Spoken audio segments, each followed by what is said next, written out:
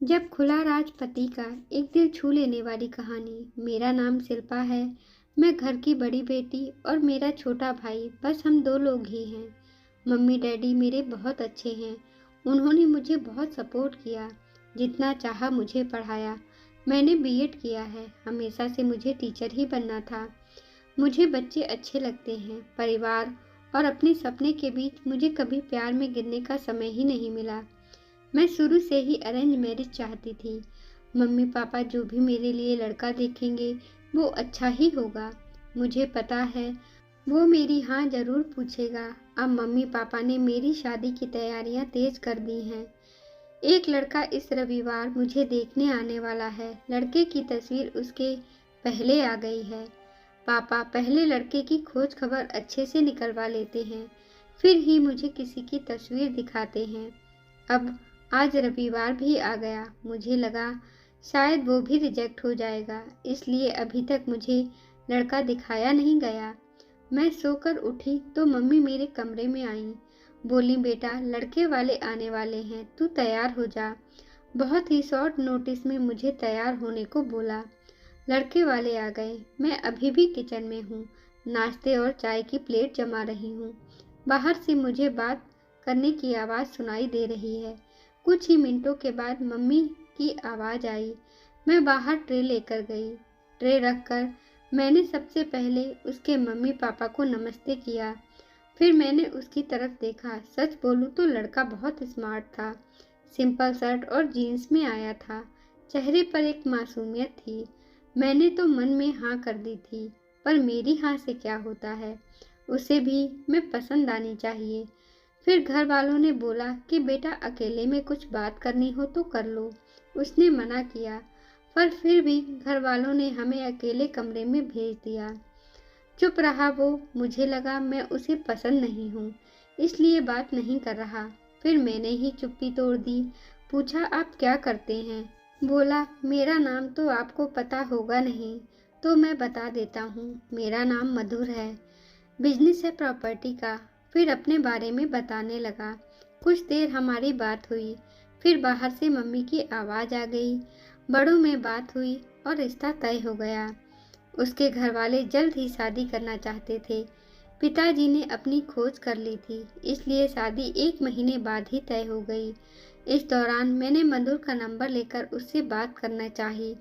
मुझे लगा कि वो थोड़े शर्मीले हैं, इसलिए मैंने ही पहल की। करीब 1 महीने हम में बहुत बात हुई और प्यार वाली फीलिंग क्या होती है यह मुझे पता चल गया। फिर हमारी शादी का दिन आ गया और मैं अंदर ही अंदर बहुत खुश थी। मम्मी पापा को छोड़कर जाने का गम तो था, लेकिन मुझे लगा कि मुझे सही जीवन साथी मिल गया है। सुहाग रात आ गई। मैं थोड़ा घबराई हुई थी। बेड पर वो आए और मेरी तरफ देखा। मैंने भी हल्की सी स्माइल पास की। मधुर ने कुर्ता पहन रखा था। वो थोड़े घबराए लग रहे थे। मुझे लगा जैसे मैं नर्वस हूँ, शायद वो भी इसी तरह होंगे। मधुर अब बाथरूम गए और कुर्ता चेंज करके आए। फिर मधुर आकर बोले कि बहुत थक गई होगी शायद, आज आराम कर लो। मुझे लगा वो भी थके हैं, इसलिए मैंने ज़्यादा सवाल जवाब नहीं किए। अगली सुबह वो बाथरूम में फ्रेश होकर नहाकर और कपड़े भी अंदर ही चेंज करके आए। मुझे थोड़ा अजीब लगा। फिर मैंने सोचा शायद उनकी यह आदत होगी। अगली रात फिर आई और मधुर ने फिर ऐसा ही किया। अभी तक वो मेरे पास भी नहीं आए थे। अब मुझे लगा कि मधुर कुछ छुपा रहे हैं, जो कि उनके चेहरे पर साफ दिखाई दे रहा है। अगली रात जब वो बाथरूम से कपड़े चेंज कर कर आए तो मैंने उन्हें टोक ही दिया। आप क्या छिपा रहे हैं? कुछ बात है तो आप मुझसे कह सकते हैं। वो बोले, बात तो है, जल्द ही तुम्हें पता चल ही जाएगी, पर तुम्हें शायद बुरा लगेगा। मैंने बोला, आप नहीं बताओगे तो ज़्यादा बुरा लगेगा। उन्होंने अपना शर्ट खोला। फिर उन्हें कुछ कहना ही नहीं पड़ा, मैं खुद ही समझ गई। उनके चेस्ट पर एक लड़की के नाम का टैटू था, प्रिया। अब मैं चुप हो गई और चुपचाप बैठ के एक साइड पर सो गई। वो मुझसे बात करने की कोशिश करना चाह रहे थे, लेकिन फिर वो भी बेड के दूसरी साइड पर सो गए। अगले दिन मेरा मुंह उतरा हुआ था। मुझे इस बात का ज़्यादा दुख था कि उसने मुझसे यह बात छिपाई। हाँ, हमें कम समय मिला, लेकिन फिर भी इतना समय मिला था कि वो मुझे बता सकते थे। अगली रात वो फिर मेरे कमरे में आए। उनके आने से पहले ही मैं बेड के साइड पर सो चुकी थी। उन्होंने मुझे मेरी बाह पर हाथ लगाया और बोला, तुम चाहो तो हम बात कर सकते हैं। मैंने बोला, अब क्या बताओगे? वो बोले कि मैं उस लड़की से प्यार करता था, लेकिन उसे हमेशा से विदेश में शिफ्ट होना था, इसलिए जब उसे मौका मिला तो वो चली गई। मैंने पूछा, वो तुम्हें छोड़कर किसी और के साथ चली गई?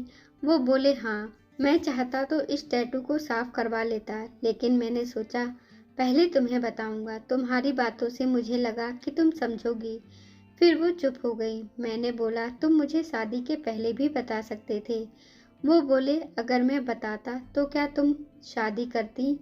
और अगर अब भी तुम जाना चाहो तो जा सकती हो। मैं वही करूँगा जो तुम्हें अच्छा लगे। उस रात मेरा गुस्सा पता नहीं कहाँ चला गया, लेकिन थोड़ा डर भी था। कहीं फिर से झूठ तो नहीं बोल रहे मासूम शक्ल बनाकर। मैंने कुछ जवाब नहीं दिया। लगभग 4 महीने तक हमारी बात नहीं हुई। मैं भी अपने पापा की तरह उनकी परीक्षा ले रही थी। फिर एक दिन रात में मैंने उनसे पूछा, उस लड़की से ज़्यादा प्यार करोगे या मुझे? वो बोले, वो तो उसी रात हो गया था जब तुमने सच सुनने के बाद मुझे माफ़ कर दिया था। मैंने बोला, मैंने कब बोला कि मैंने माफ़ कर दिया है? वो बोले, तो अब कर दो। उनकी मासूम शक्ल ने मुझे उसके गले लगने पर मजबूर कर दिया। मुझे सच में अच्छा पति मिला है। आखिर अच्छे लोगों के साथ अच्छा ही होता है। कहानी कैसी लगी अपना उत्तर कमेंट बॉक्स में अवश्य दीजिए। धन्यवाद दोस्तों। कृपया हमारे चैनल को लाइक करें, शेयर करें, सब्सक्राइब करें। धन्यवाद।